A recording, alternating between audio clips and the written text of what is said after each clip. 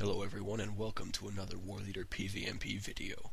I certainly hope that those of you who are in or from North America have enjoyed celebrating Thanksgiving over this past weekend, and that you had a good time and all that, and enjoyed a lot of turkey and good food and sweet potatoes and stuff like that. Anyway, I enjoyed my Thanksgiving as well, but during that whole thing, I picked up some stuff from my extended family that I did not really want, mainly diseases, so I'm a little under the weather right now, so I'm probably going to sound a little off and a little raspy and stuff, and if I break out coughing and everything, I'll try to edit it out, but if I can't, well, you're just going to have to put up with it, and yeah, don't worry, it's not that bad, it just sounds worse than it is. Okay, today, as far as actual videos go, I've got a variety of stuff to show you. Most of it is in the mid to semi-large size range, as in almost up to half a raid down to about 4 people, 5 people or so. So it's an interesting spread, and we'll go ahead and get right into it, and yeah. We start off out here in front of Graham's Foot, and this is where most of the stuff is going to take place. I just mapped in with my group because of a report that fruits were out here. So I've set up here, and I'm just taking a look. Alright, we're going to take out Now, first. I see the NPC starts to aggro, so I realize this is an opportunity to engage. The issue is there's only 3 people with me, including myself, so we're missing about half of our group members, including, very importantly, the Defiler. So we're lacking a lot of healing, and we don't have the firepower we really need to get Vin. So even though the opportunity was present at first, we just didn't have the numbers to really capitalize on it, and I've overextended myself, and now I'm going to go down. I do make the call to switch to the Minstrel right now, which is about equal in terms of squishiness as the Hunter, but more importantly, because the Minstrel's the healer, and you're going to be slowing down heals and all that fun stuff, you can typically cause a lot more damage. Also, more of our people are showing up, so we've got a lot more firepower to pour on. Now, when I went down, I had the decision to face about whether or not I wanted to retreat and come back out, or stay here and coordinate the fight. I chose to stay and coordinate the fight, so I'm acting as a target assistant, and I'm issuing orders as I see fit.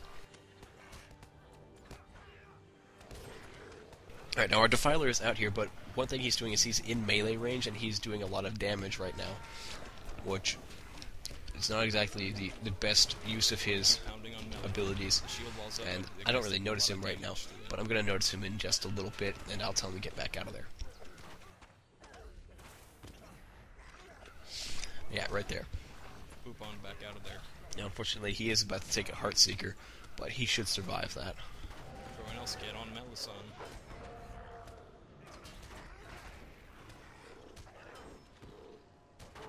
Now, the shield wall has broken off the Guardian, so I want to get everyone back onto the Minstrel, and we can drop her right now, because she is very low on power. The Captain is also running low on power by this point. So this is our opportunity to burst and kill the Minstrel, which will be our second kill since we got the Hunter just earlier.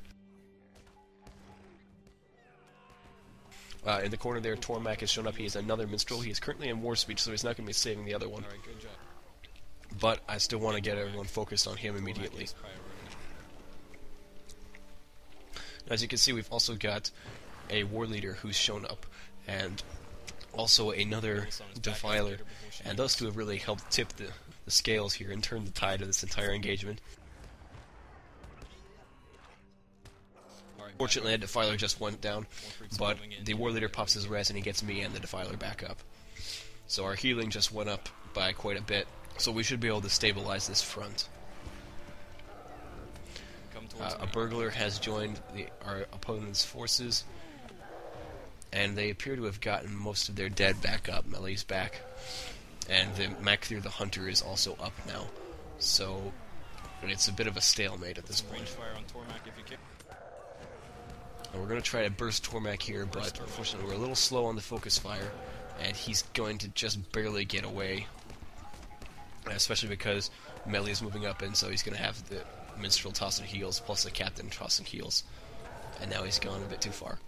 Now I try to get everyone moving in to the attack and try to get them on Melisson. Unfortunately, many of them have overextended chasing after Tormac, and so we're not able to put proper fire onto melee to really do damage there.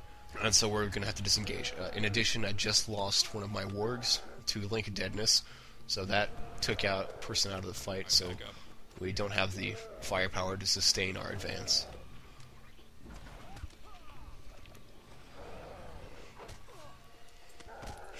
Fortunately, there went brutal advance, so that's another kill for us. So that's 3 kills for us, whereas our opponents have gotten 2 kills. So overall, we're slightly ahead of them in terms of how the engagement has panned out. Alright, this is the second engagement. As you can see, I've gained some more people. In a moment here, I'm going to be moving Snuggy from Group 2 into my group so that he benefits from the defensive aura, as well as my command post and my area of effect heals. So you'll see the raid menu popping up in just a moment as I deal with that whole thing. Right now, the Freeps have pushed into our lines, but we are working on pushing back at them.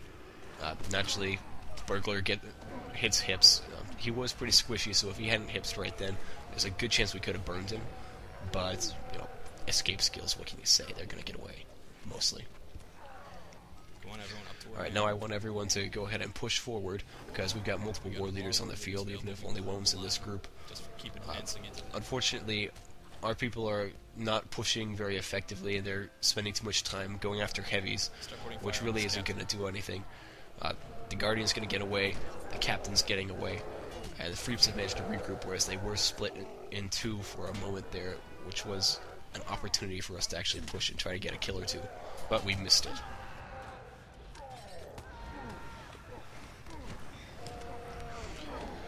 Alright, there I go with the group transfer. Right now, we're once again at an impasse, so I've decided that we're probably going to have to head backwards because we're not going to be able to advance properly right now. We just lost our spider again. So I'm going to try to save this spider here. I'm tossing the bubble, he's clear, and now it's just a matter of trying to disengage and see what can happen after we get everyone healed back up for the next engagement.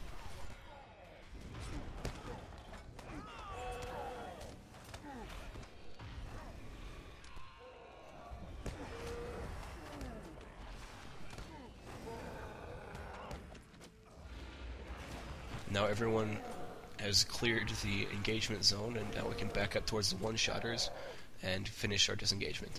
I do take the moment to go ahead and mark minstrels. That's something that raid leaders really should do whenever they have the opportunity, is mark enemy healers, and even runekeepers, just their tactical classes.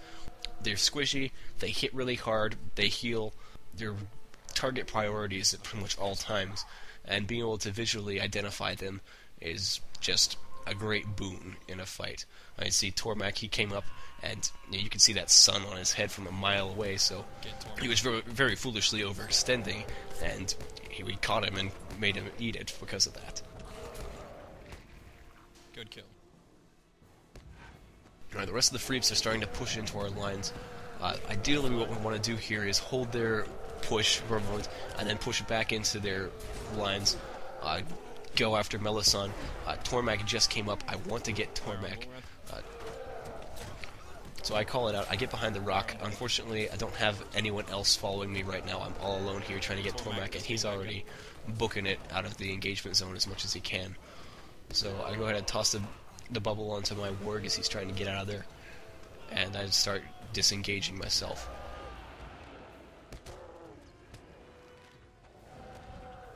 Now the Freeps have managed to maintain distance fairly well.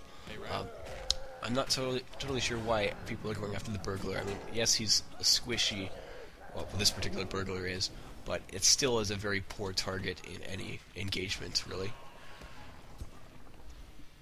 So the Freeps are getting pushed back, but we're not really getting any kills, but neither are they. Yeah, it has been a while. I do want to go ahead and try to extend a bit further, see if we can cause the positions to further develop just a bit further on. We've got support from, I think, 5 other creeps or so around in the background and stuff. So, all pushing together, we should be able to deal some pretty decent damage and actually properly break the enemy's lines. Alright, keep going, keep going. Alright, I picked out Melisson. She is the main healing minstrel of the two. So we're going to try to get Melly. If we can burst her down, then Tormac will either have to drop out of War Speech, or the entire group will end up just folding in on itself as soon as they lose their primary healing. So that is our goal right now. Unfortunately, we're not getting enough fire on Melisande at the moment, so she's probably going to make it away, especially with the captain tossing heals like he is. Also, Melee is doing a very good job of maintaining distance from our melee and from the front line, which is what's keeping her alive. So I decided to go ahead and switch over onto Macthier at this moment. He's a pretty low health, squishy hunter. If you can take out some hunters or rune keepers when that opportunity arises, then typically you can take out enough of the enemy's DPS that you're able to hold yourselves right inside of their main forces, keep the situation somewhat stable, and burn down a lot more of their DPS and support classes, with them not really able to drop your guys fast enough to keep up. And as more of their guys go down, then their DPS and burst continues to fall, and it's easier for you to keep your people alive. Freeps have broken once again, so we're pushing hard. If we can keep them moving, we'll be able to get them all killed. Just barely saved the warg there, but he's back in the fight, so we should be able to follow up on this. Melee is very, very close to being killed, but she is in feigned death right now. And there she is again, so we're going to see if we can get her right now. This is our opportunity. And here comes the burst. Let's drop Melee. And with Melee down, they've turned into a full rout. They've got a pair of captains as they're on the run healing. Tormac he's dropped War Speech at this point, but he's way out in front, so he's really not helping with holding the back line. So we're trying to see if we can get any of these captains at the back before they get away. And we do manage to drop the one, but the other Wilranther is going to get away, and we're not going to be able to push up to the front of lugs or anything because of NPCs.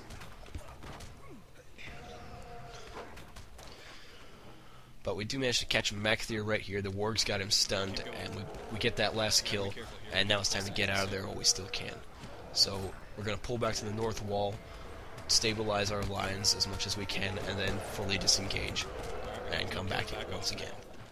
Well, as you can see, we didn't manage to break the Freeps initially. It took us 3 different pushes, but if you can keep yourselves in the fight the whole time and continue to reform and then go at it again, and continue to initially break their forces enough that you can get a rout and pull off a convincing win for your little skirmish.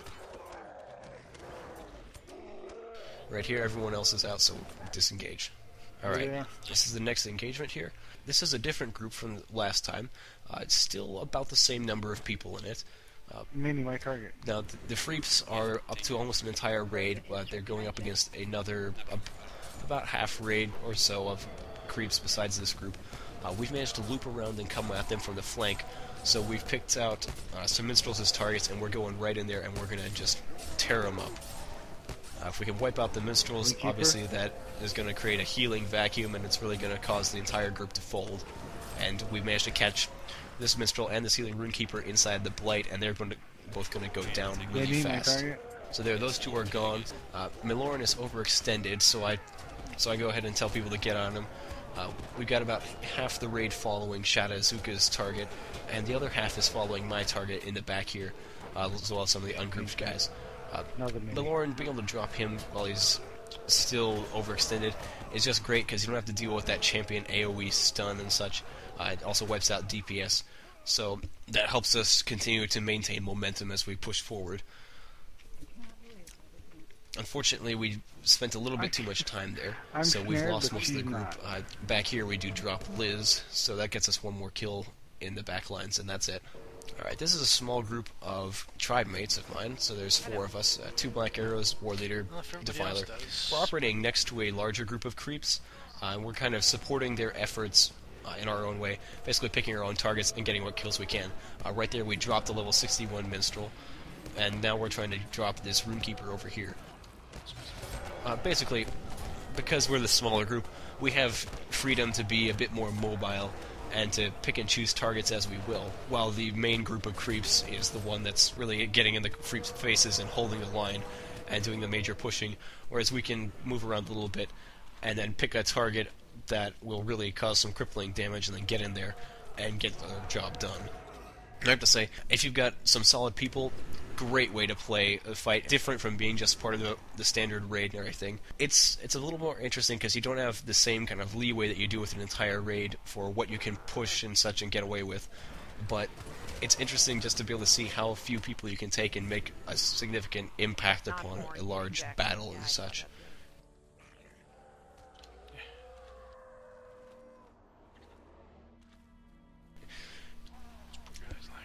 Right here we get Caligar, and that's probably going to be the last kill we make. We'll push around the front and see if there's anything that can be developed, but there's really not going to be a whole lot available. Alright, now this is the end of a failed attempt to push the front door of Lugs. The Free are just coming back out, and I am in the very back of the lines. I'm running these guards off, so I've got about 4 of them on. So what I decided to do here is I decide I'm going to pull a rearguarding action. I see that Vinlassus, who's their raid leader, has me targeted, so I know they're coming after me. So I'm going to slow them down as much as I can just by staying alive and kiting and maintaining frontal facing so I get blocks and parries as much as I can.